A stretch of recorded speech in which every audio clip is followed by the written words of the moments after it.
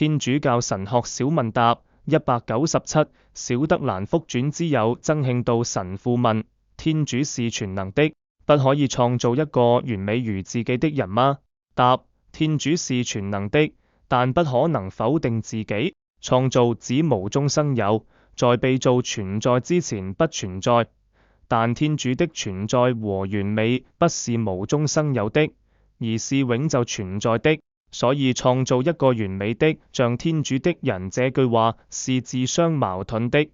受造的不可能是絕對完美的，天主是全能，但不會自相矛盾。另外有些人的說法如天主全能，可以創造一個圓的方嗎？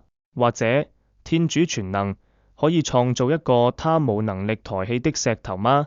圓的方已經是自相矛盾的說法。全能的那位做一個自己無能抬起的石頭，也已經是自相矛盾的說法。